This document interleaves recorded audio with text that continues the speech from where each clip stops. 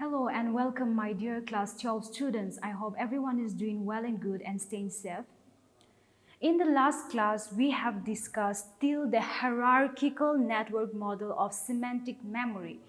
Let me recap what we have discussed. This model was the first systematic model of semantic memory. Now, semantic memory means it is a type of long-term memory involving the capacity to recall words, the concept, the general awareness such as facts, the meanings and concepts related to our world. Now, this model was proposed by Alan Collins and Quillens in the year 1969. They represent that our memory, our concept is organized in our mind in a set of nodes and connected by links or ideas. Now, these nodes are categorization of information to which other nodes of information are connected and organized in a hierarchy structure which arrange into two sets, the subordinate and the superordinate and subordinate. The first node, which is referred to as major concepts such as animal or bird, and the second node is a property, also referred to as attributes or features of the concept such as yellow or wings. We have discussed the example of Collins and Quillen for better understanding in the last class, but in the last class, we couldn't make the diagram. So today we will discuss with the diagram in order to get a better understanding of this hierarchy model. The first semantic network model was hierarchical, meaning that the thoughts concept were organized from higher order categories down to lower order categories and their exemplars.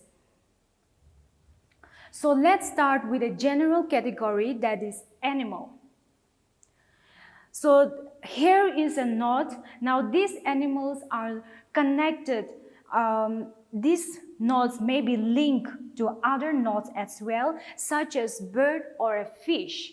Now birds might be further linked to as canary or more distantly with the ostrich. Now, ostrich is probably not the first thing you think when you think of a bird. So that is why its link is more longer. Simple levels of organization of the information are not the only type of knowledge that we store. We can store characteristics and properties at each node. Now, according to the principle of cognitive economy, which means that the brain is efficient, we store the information, we store these properties at the highest possible node. For example, instead of storing can breed at each animal's node, we store that property just at animal node. The more specific characteristics such as can sing, has long legs, can be categorized into a lower levels. Given this hypothesis network structure that was given by Collins and Quillen, next task was to determine how the information is retrieved from the network. Now, the interesting part of this model was the reaction time taken to respond to the question. In this kind of tasks, you say a statement and ask people to tell you if it is true or not. As you can imagine, people verify canary as a canary pretty quickly, but it takes time a little longer to verify a canary is a bird, and even more longer to that a canary is an animal.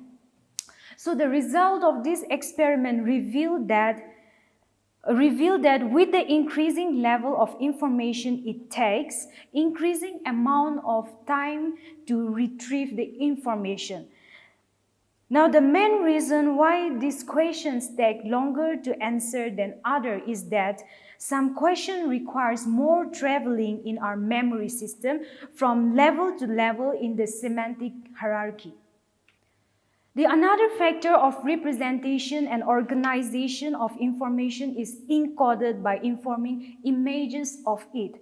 Now, images is a hard concept to define in words. Of course, though we have a good idea of what images are like from our own experiences, an image is a concrete form of representation which directly conveys the perpetual attributes of an object.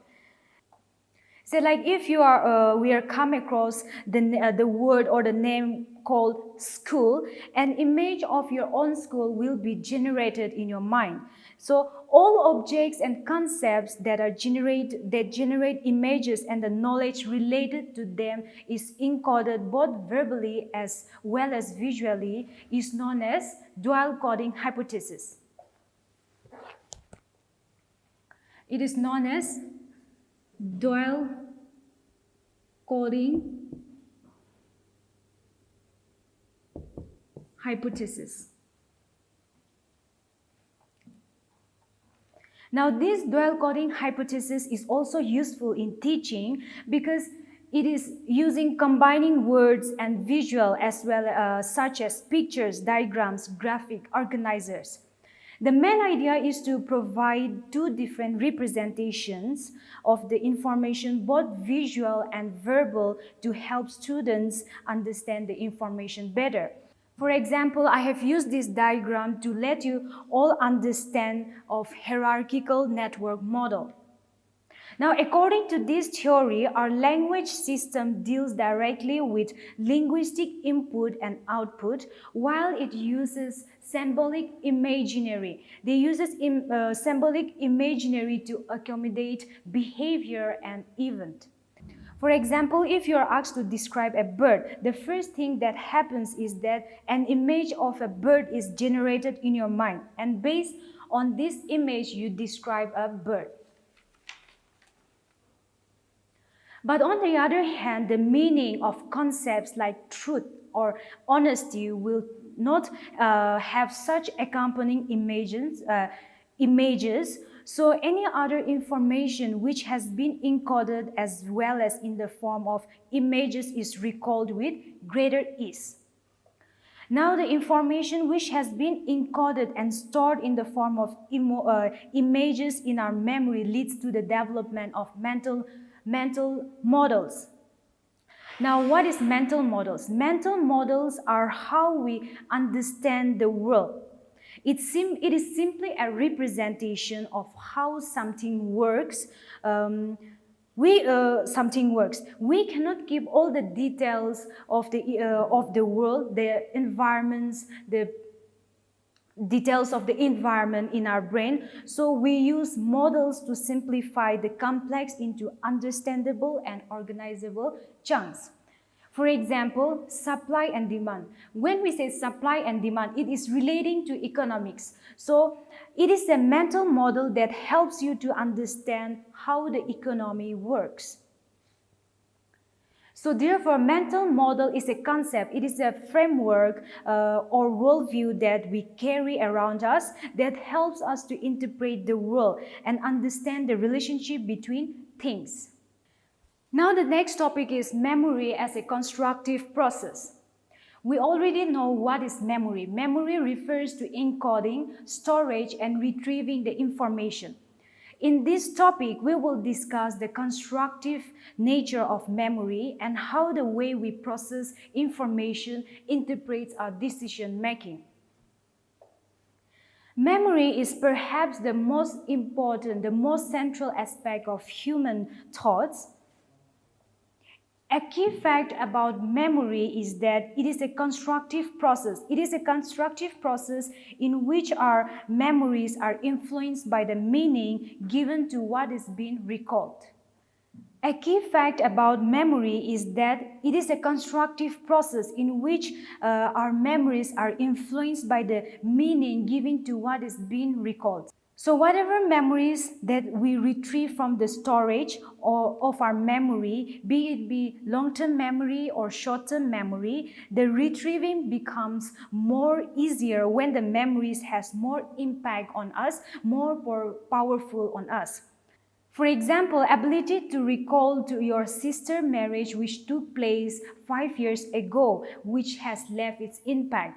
Now, due to the difficulty in remembering or recalling back the information, what you ate last Friday for dinner is because this activity might not left much impact on you. Now, there have been two orientations to the study of memory during the period since 1885, when Hermann Ebbinghaus published the first experimental studies of memory. He viewed that memory primarily consists of reproduction of stored materials. It means that our memory consists of recollecting or reminiscing the past memories, the stored materials. He argued that to study interesting problems of memory, one must avoid the meaningful materials which are meaningful and which the subject used in experiments already know. But this position was challenged by Frederick Bartlett, a British psychologist in the early 30s, and said that memory is an active process. It is a constructive process, and all that information that we store undergoes certain changes and modification. Now, in contrast, Bartlett saw memory as a constructive process and not a reproductive process. Bartlett has used meaningful materials such as folktales, fables, texts, etc. in order to understand any specific methods, any specific memory that gets affected by a person's knowledge, goals, motivation, preferences, and other psychological processes.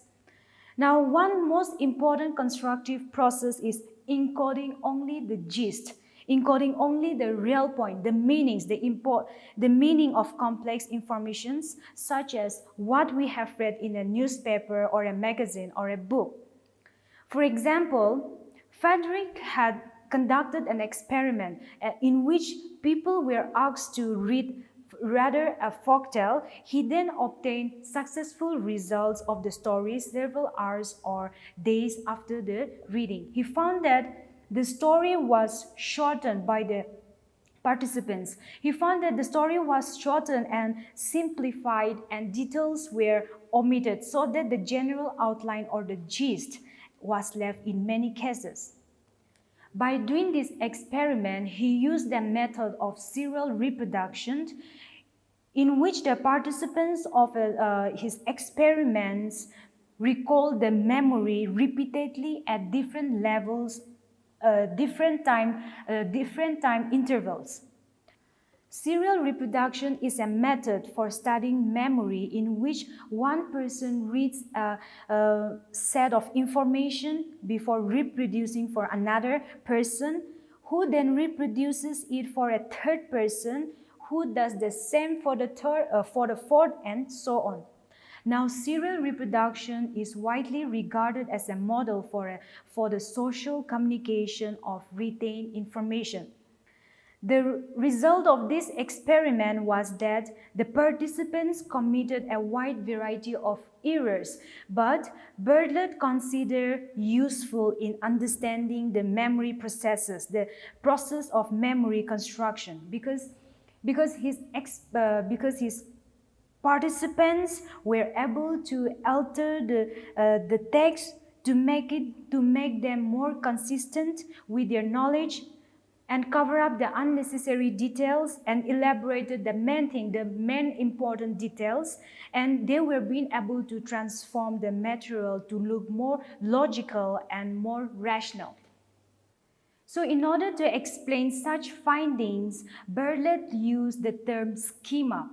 Now, he used the term schema in order and suggested that people tend to remember information in terms of schemas and organized bodies of information that are stored in.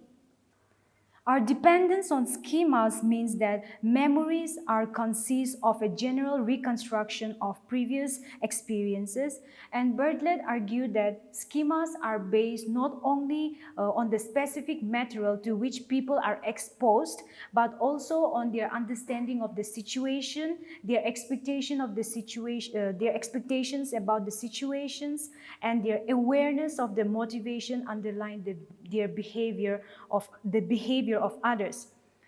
So memory therefore becomes an active process of construction where information is encoded and stored of a person's understanding and within his or her knowledge and expectations.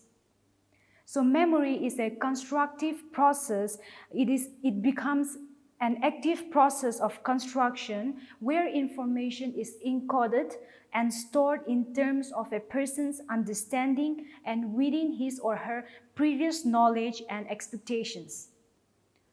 So that was today's explanation for memory and forgetting. Thank you and stay safe.